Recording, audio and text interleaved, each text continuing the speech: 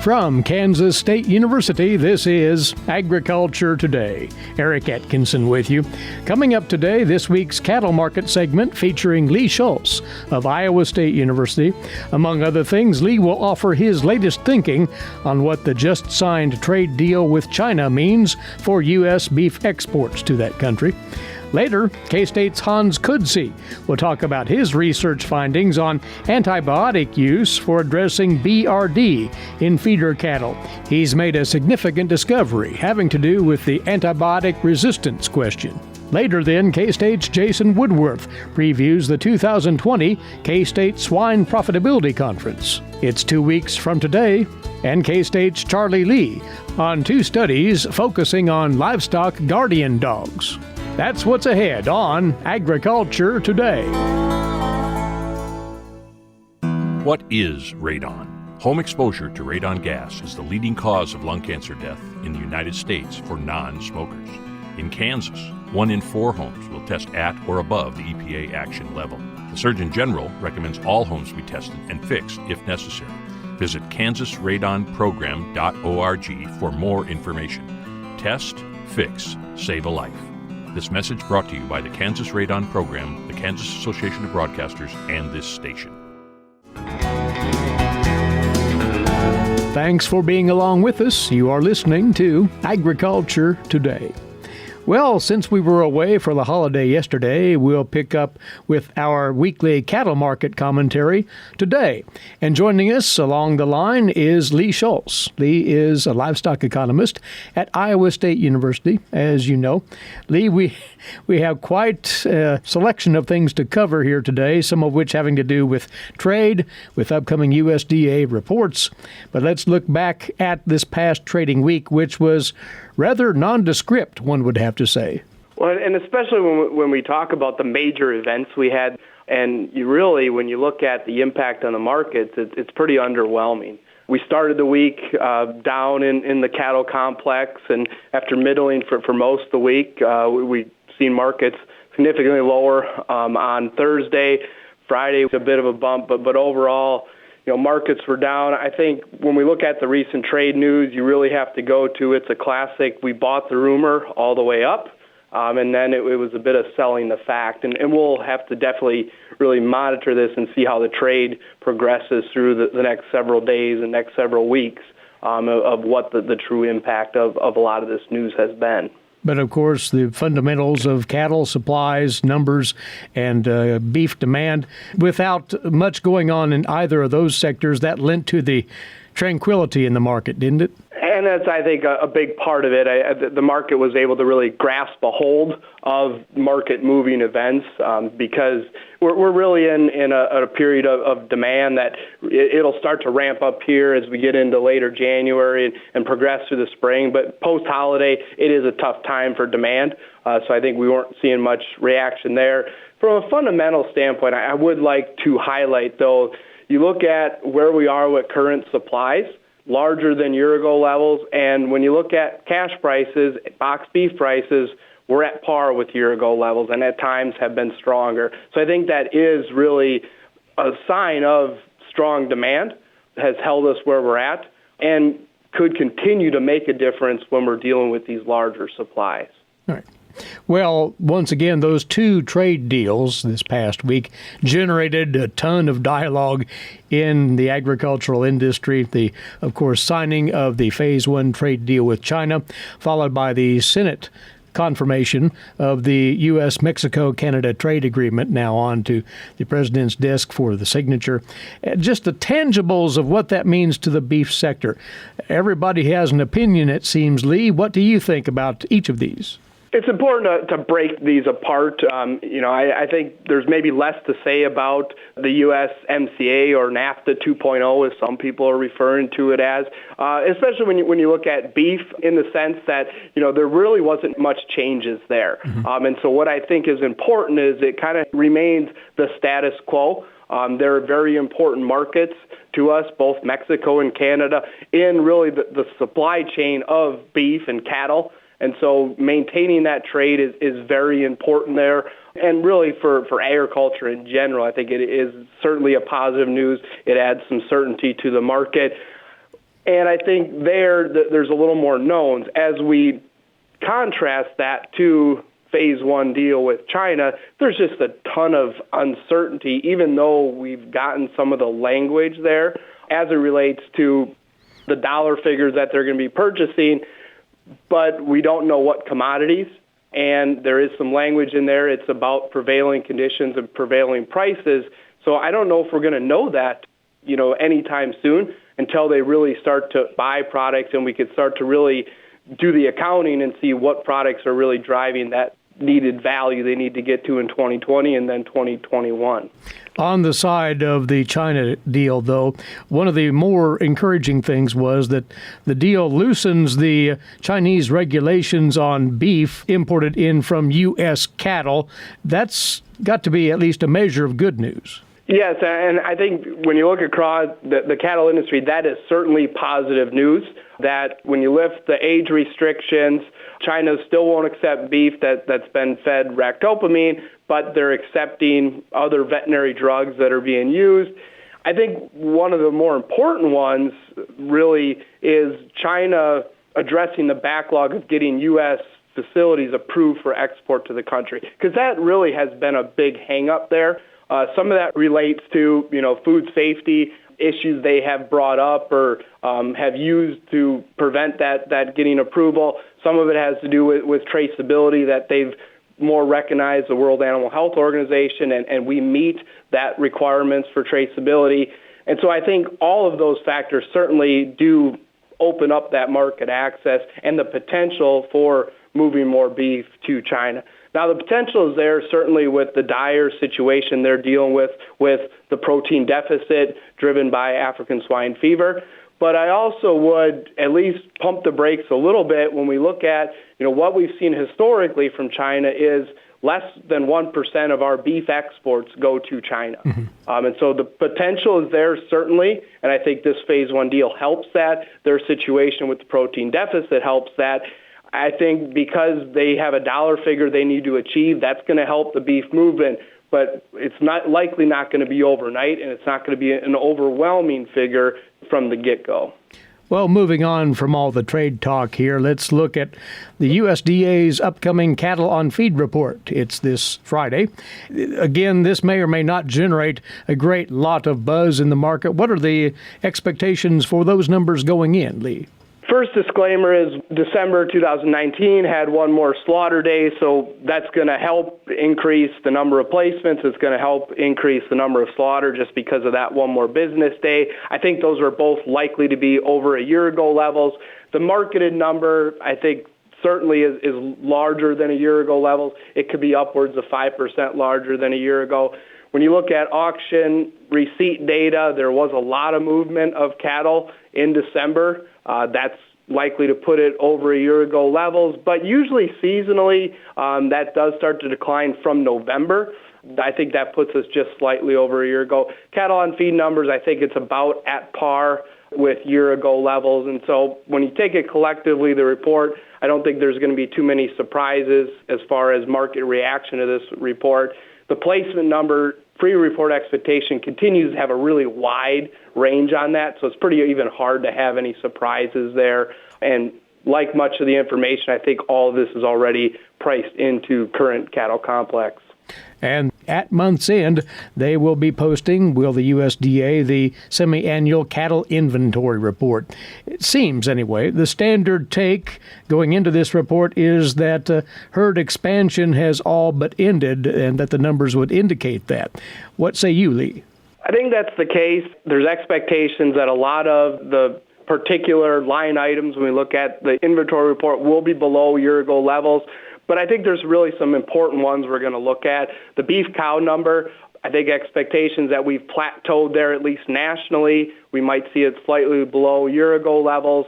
We had seen from really September through the end of the year double-digit beef cow slaughter, rather large slaughter numbers. I think some of that's due to the depressed calf prices we've seen really late 2019 and what that caused for producers.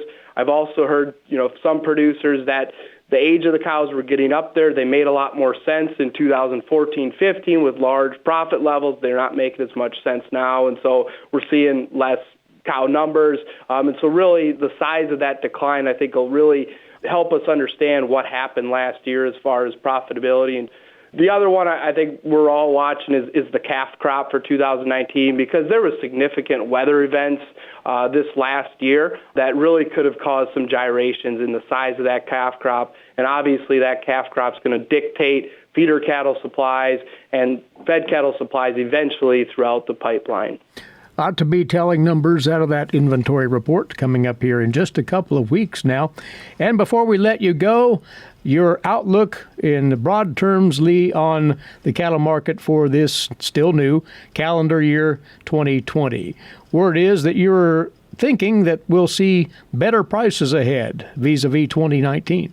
I am guardedly optimistic. and when you look at futures prices, they're all suggesting higher prices in 2020 than in 2019. For me, with the larger supplies out there, I think that's really setting the stage and suggesting the need for managing price risk. We all know of the increased volatility in the markets the last several years. I think you go back to this last August, September, and the decline in the cattle market and the importance of risk management in that market for protecting against those lower prices. The market right now is offering tremendous opportunity, especially for cattle feeders. Really, the first half of the year, you could effectively lock in about $100 per head profit. We don't see that much in cattle finishing, and so I think anytime that profit is out there, we need to do something about protecting that. Really, demand is going to be the driving factor in these markets. Right now, futures market have a lot of optimism, and that revolves around trade. Expectations are roughly a 9% increase in exports compared to 2019. So getting back to the large year-over-year increases we had seen the last couple of years. As always, this insight is appreciated, Lee. Thanks for the comments, and we'll talk again in a few weeks. Thank you. Our cattle market segment this week featuring Lee Schulz, livestock economist with Iowa State University, and you're listening to Agriculture Today. For 25 years, K-State Research and Extension's Kansas Agricultural Mediation Services has been providing a no-cost, confidential place to call in and visit with an agricultural lawyer. Our experts are available to help you producers handle legal and financial issues. Explore your options and generate solutions. Call us at 800-321-3276 or visit us online. Kansas Agricultural Mediation Services. Agriculture Today is back now on the K-State Radio Network. And for you cattle producers, we'll profile right here research out of the College of Veterinary Medicine at K-State. It has to do with a key disease, particularly in calves. As they are under stress, it's called Bovine Respiratory Disease, or BRD. And so many of you have encountered that in your operations. Hans Coetzee is with us. Hans is with the College of Veterinary Medicine. He heads up the Anatomy and Physiology Department there. He's been involved, along with cohorts from Iowa State University, in this look at BRD and disease resistance to antibiotics, both of which are keynote subjects out there, aren't they, Hans? Yes, they are, and especially coming out through the fall, we're very familiar with this disease when cattle are under stress, and transportation to the feed yard is oftentimes when we associate this disease most frequently in cattle. But it is a year-round problem for livestock producers, but it is especially more prevalent when those cattle are under stress. Transportation, processing, those types of things tend to predispose the animals to it. And just in case somebody is not familiar with BRD, the very nature of this disease is described by the name, isn't it? That's correct, yep. So it's essentially an infection of the lung, so it's a form of pneumonia. But there are multiple factors that are involved in the disease. There are bacteria, there are viruses, and obviously the predisposing conditions of stress are all involved in animals developing this condition. So the response to dealing with BRD traditionally has been to employ an antibiotic treatment against it. But you wanted to look at the two functions, if you will, as far as those antibiotic products out there. That's correct. So antibiotics are really the basis of the prevention and treatment of BRD for a lot of production systems. We do have vaccines that are available for trying to protect animals from developing the disease.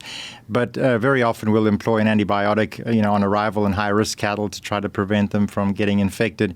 And we're used to looking at antibiotics by the trade names. A lot of your producers will be more familiar with those. But from a scientific point of view, or from a veterinarian's perspective, all the antibiotics we use can really be divided into two groups.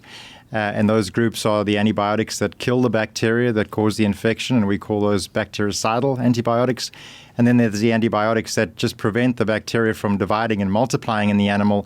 And those antibiotics really require the animal to have an active immune response against the bacteria to actually eliminate the infection from the animals. So we were interested in looking at these two classes of antibiotics, those that kill the bacteria and those that prevent the bacteria from multiplying, to try to understand if there is an interaction between these when we try to treat cases of BRD, and especially those that don't respond to the first treatment. And then you take it one further. You want to find out just how that might relate then to the disease resistance factor as per antibiotic use. Yeah, and that's, I think, certainly very topical for us in the cattle industry at this time is understanding the impact of using these drugs in animals on the emergence of bacteria that are no longer susceptible to the effects of the antibiotic. And we talk about disease resistance both in humans and also in animals as being an important factor to consider when we're looking at using these antibiotics prudently and what we would term to be antibiotic stewardship, which is really the responsible use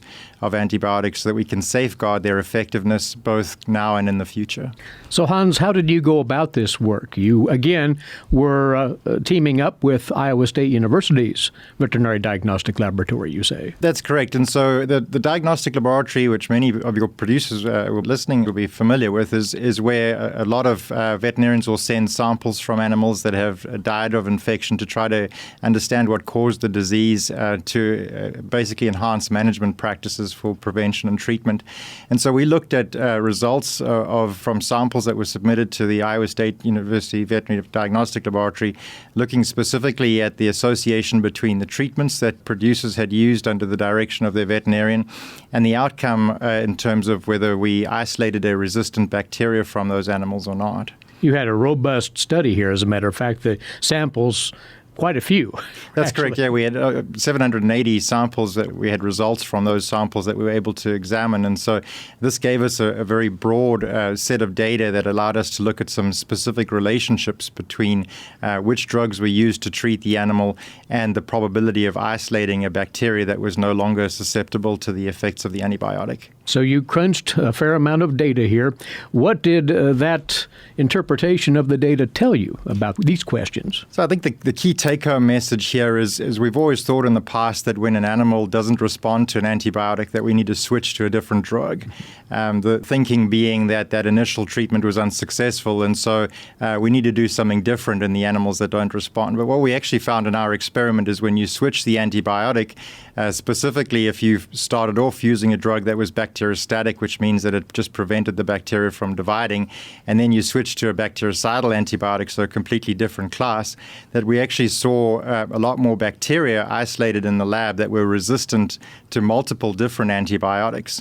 And so we're very concerned that our advice or recommendation from the past that switching an antibiotic is important in these animals that don't respond may actually be enhancing the resistance within the population of bacteria that are causing BRD, and that may be a risk factor for resistance development. So is that to suggest that upon treatment, staying with the same antibiotic would be wise? It's rather complicated, isn't it? It is complicated, and I think what we're talking about is staying within the same broad class of antibiotic. And so, for example, if you were to start off treating with a tetracycline or something like a ceftiofur, so a drug like Exceed or Exenol, which would be names that producers would be familiar with, and then those animals fail to respond, you probably want to stick within a drug that is also bactericidal, similar to that first drug. So something like enrofloxacin, so Baytril, would probably be a good second-line treatment in those. And so we're not suggesting that you use exactly the same drug for the second treatment, but staying within within the same class of drug, either sidal or static,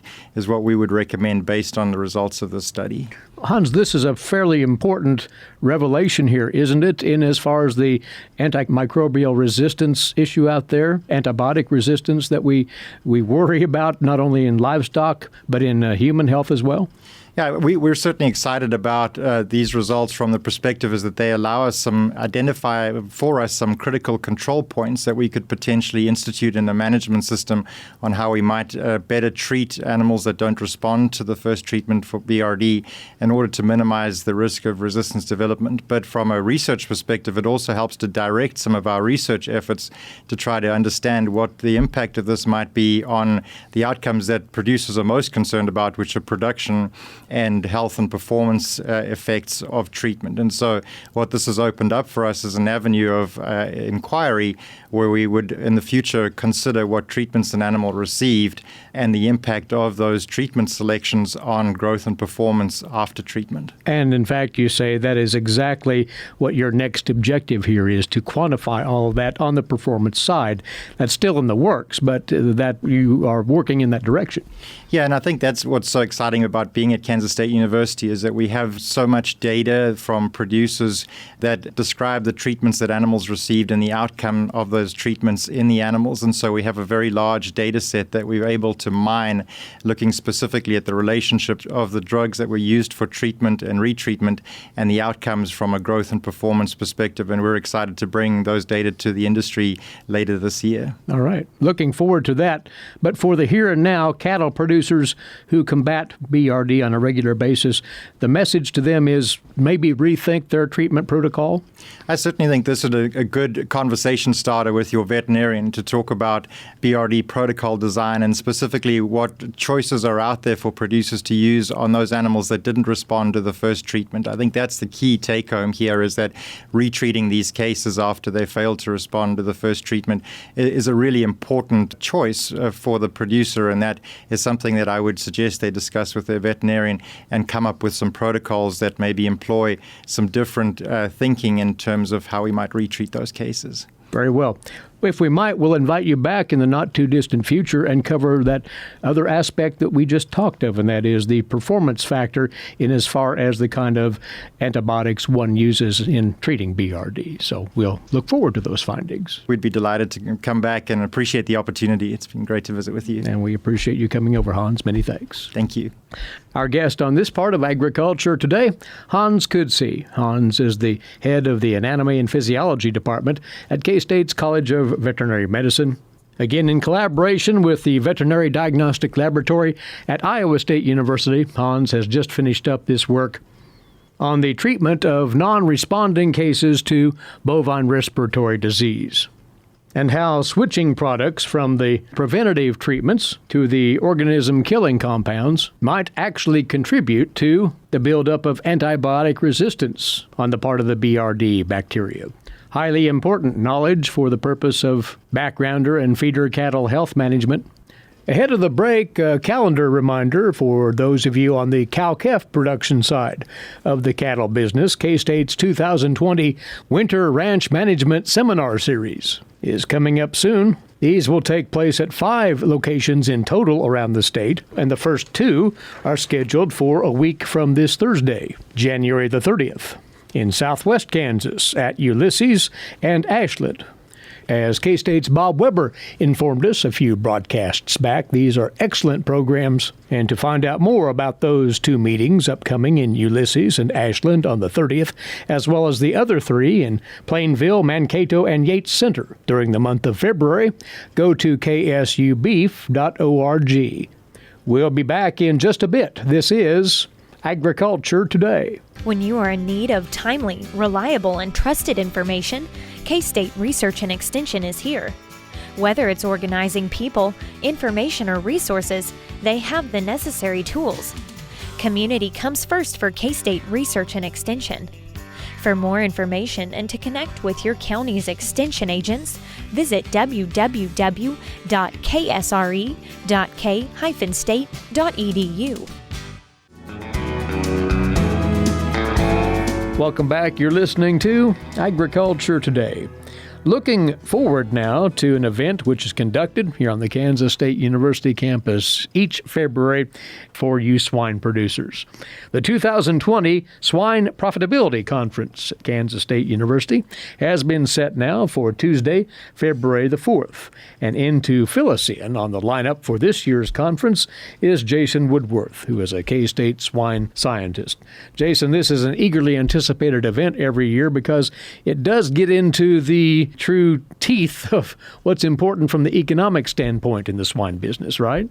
Yeah, absolutely, Eric, and appreciate you having me on the show here for a little bit. And so we really get excited about the Profitability Conference each year because it really focuses on the producers and us giving the ability to provide them some other resources to make their business more profitable, more competitive in the global swine production industry as well. And production approaches and profitability are hand in glove, so it all fits together, and you try to cover many things in that respect. So when you look at the lineup, you might pass along some of the highlights at this year's conference, Jason. Yeah, we've been really fortunate this year to have a good lineup of speakers coming in, and maybe I'll just walk through that here just for a minute.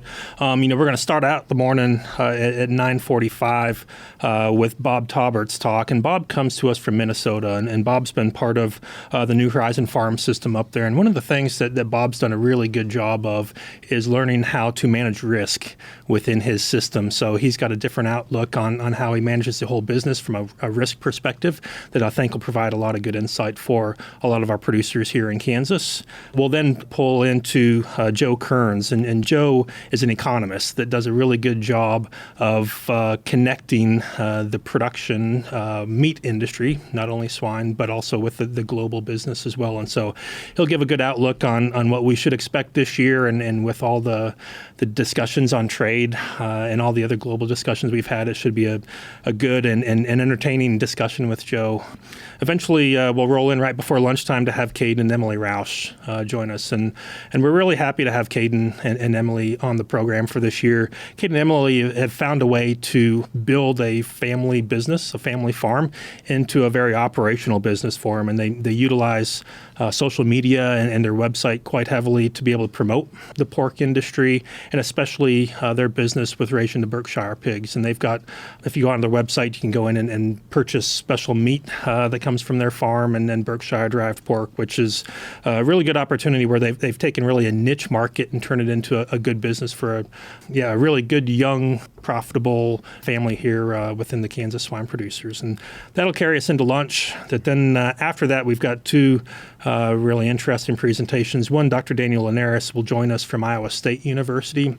Daniel's done a lot with evaluating different ways to manage disease and evaluating disease risk and elimination within herds. And so he'll give us some updates on some of the research he's done. And then we'll finally close out the day with a presentation by Dr. Steve Dreetz. And Dr. Dreetz is going to talk to us about some of his most recent work with biosecurity, but also spend a little bit of time on looking back at his career here at Kansas State University. You know, it's something, unfortunately for us, Steve's chosen to make a move and will be leaving us here at K-State, but we'll get a chance for him to fill us in on some of what he's done over the past, or his tenure here. I can't remember, it's 25 years almost it's a while. At K-State, and have him lead through some of the important work that he's done.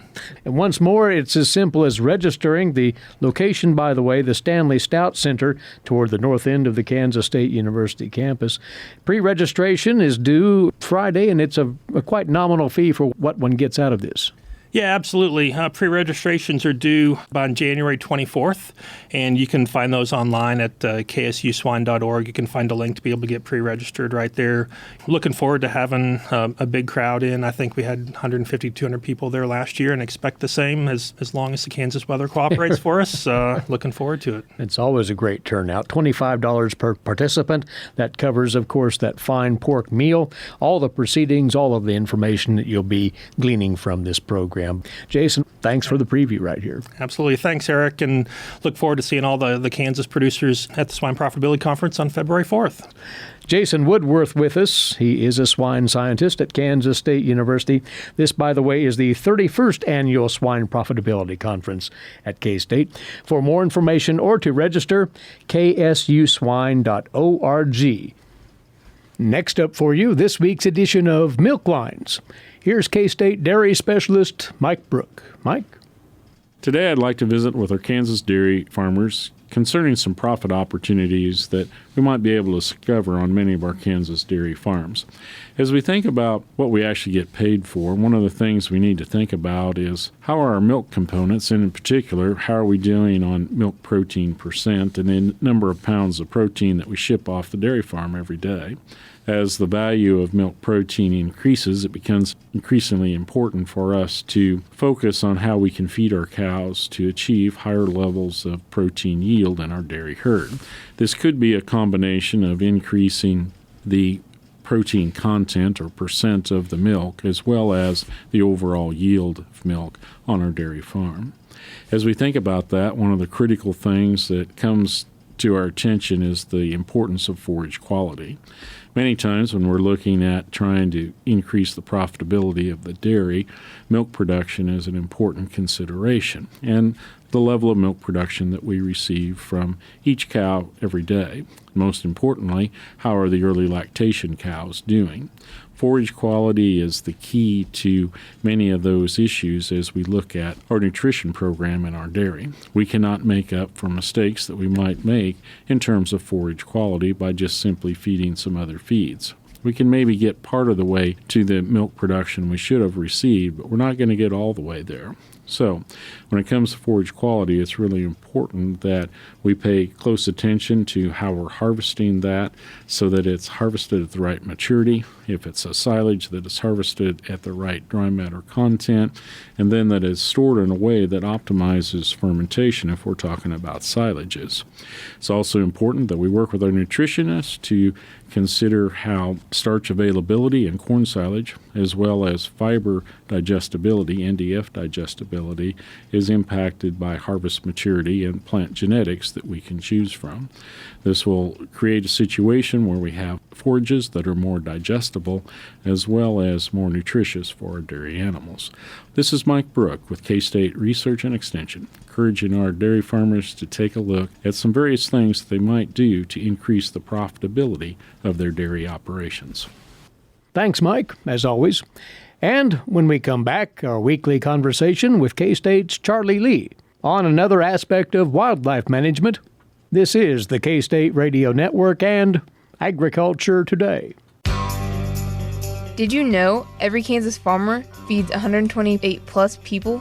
Kansas farmers are hard workers, dependable, authentic, and sensitive. Not only do farmers put food on your table, but they put clothes on your back and fuel in your car. For more information about Kansas farmers, visit K-State Research and Extension online or stop by your local extension office. This message has been brought to you by the K-State Animal Sciences Leadership Academy participants. This Agriculture Today comes to a close with our weekly segment on wildlife management. Charlie Lee is alongside, once again, wildlife specialist, K-State Research and Extension. You have information this week, Charlie, about guardian dogs as a deterrent for predation on livestock, a concept that's been around quite a while. We've had livestock guardian dogs used in the U.S. to deter predators for many years, but there's not been a lot of research done on how they work, why they work, and what other types of impacts they have on other wildlife in the area. USDA estimates an annual loss of $16.5 million loss in sheep and $3.4 million loss in goats each year to predators. 60% of that loss is been attributed to coyotes. So historically, most ranchers took the approach lethal control was the option. But I think as time goes on, people are realizing that lethal control is something very difficult to apply in a manner that gets some satisfactory results and continuing satisfactory results. So they're always looking for other options. Livestock guardian dogs are being employed more and more frequently, and there's starting to be some research done concerning them. Although those guardian dogs rarely confront predators, they respond to livestock threats primarily as territorial deterrents, whether it's a visual deterrent, you now have a bigger mobile object in the area, or auditory, they bark, they may growl, and perhaps leave scent marks to other carnivores. But even those folks that are opposed to use of guardian dogs because they might kill coyotes are concerned about what those guardian dogs do to other carnivores in the area. And that was the premise behind one of the studies that you're citing today? Yes, this was a study done in Texas to try to determine the impact of livestock guardian dogs on mesocarnivores, those that would be slightly smaller than coyotes.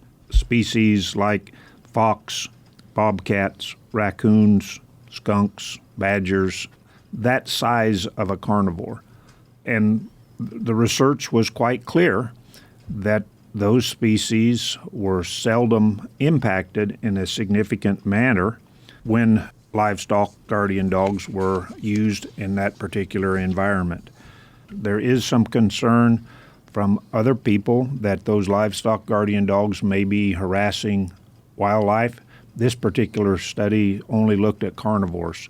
As I travel around, I hear people concerned that perhaps they're chasing deer.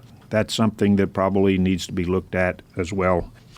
There's another study as well, though, that took this from a different perspective and wanted to know just exactly how guardian dogs go about their business, if you will, while on duty, their habits, their tendencies, basically. Well, this was a study that was recently published that looked at the movement patterns of free-ranging Maremma sheepdogs.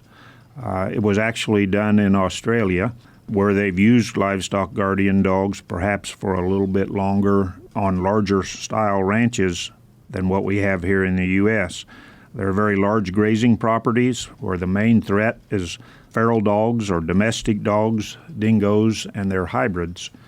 They know that the use of guardian dogs can reduce those losses, but this particular study had several objectives. One, they wanted to know if the Maremma's behavior differed depending upon where they were from the core of the range that they were utilized in. Secondly, they wanted to determine the proportion of time that the guardian dogs spent with the livestock and at what times of day they were most active. And thirdly, they wanted to know if they used their range sequentially. That would indicate a different part of the range is patrolled each day. And on all of those points, what did they discover about that behavior? Well, they found that unsupervised free-ranging Maremmas spent the majority of their time in livestock areas. They chose to remain in close proximity to the livestock most of the time. However, there were movements away from the livestock, and those occurred primarily at night. Those movements were characterized as a high-speed travel on relatively straight paths. That suggested that that was probably a response to a predator incursion or a perceived predator threat, and that they were rapidly responding and doing what they were supposed to do, and that was to put a barrier between the predator and the flock. The same study also put GPS collars on sheep, and the movements of the sheep became faster and less meandering towards the range edges.